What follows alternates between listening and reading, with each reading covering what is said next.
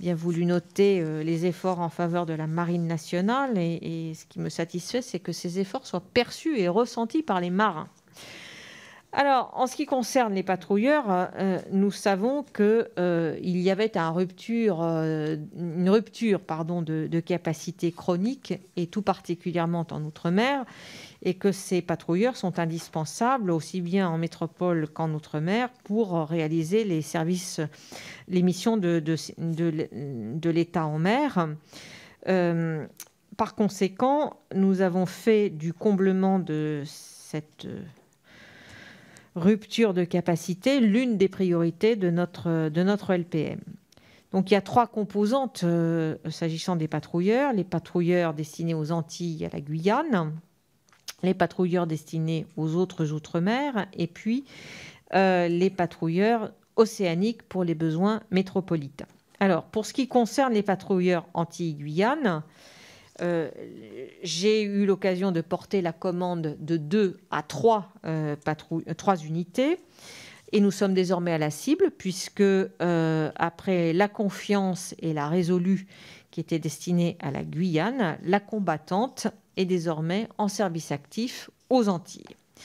Pour ce qui concerne les patrouilleurs outre-mer, il y en a 6, et j'ai fait un choix de bâtiments de classe 1200 tonnes, donc beaucoup plus adaptés aux grands espaces océaniques d'évolution de ces bâtiments, qui seront donc beaucoup plus volumineux que les précédents, qui étaient plutôt de l'ordre de 400 tonnes. Autre décision, c'est la décision d'anticiper de 2 ans la livraison par rapport à ce qui était prévu initialement.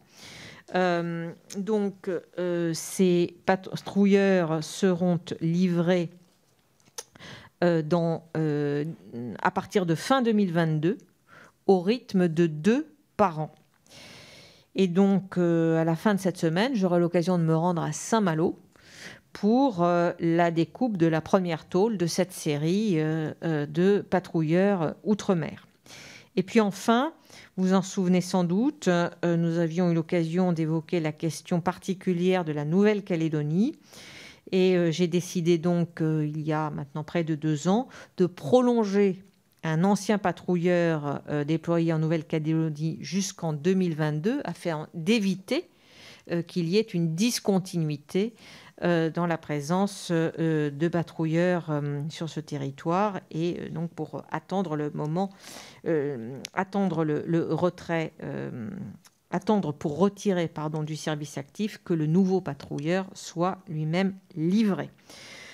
Pour ce qui concerne les patrouilleurs océaniques qui sont destinés à la métropole, la LPM a confirmé la cible de 10 unités.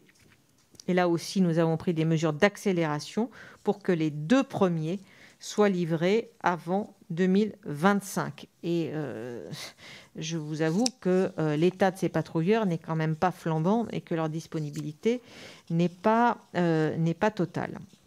Donc là aussi, pour ces patrouilleurs océaniques, nous avons fait des choix structurants, puisque les capacités opérationnelles de ces nouveaux navires seront beaucoup plus conséquentes que celles dont nous disposons actuellement, puisque ces 10 navires seront dans la gamme des 2000 tonnes, qui pourront emporter un hélicoptère, qu'ils disposeront d'un sonar et d'un armement de calibre 40 mm, alors qu'aujourd'hui nous disposons de 6 patrouilleurs qui sont plutôt de l'ordre de 1200 tonnes.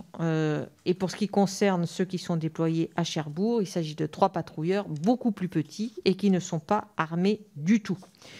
Donc au total, si je me résume, sur la période 2015-2025, ce sont 11 patrouilleurs de nouvelle génération qui auront été livrés. C'est un rythme remarquable qu'on n'a pas connu depuis le début des années 80. Et c'est aussi un effort, si je puis dire, à hauteur de territoire, si vous me passez cette expression, puisque ces patrouilleurs protègent directement les collectivités auxquelles ils sont rattachés, et aussi parce qu'ils sont construits par des chantiers de beaucoup plus petite taille que ceux dont nous avons l'habitude pour les bâtiments de premier rang. Et donc, ceci irrigue d'une autre façon notre industrie navale. Voilà ce que je pouvais vous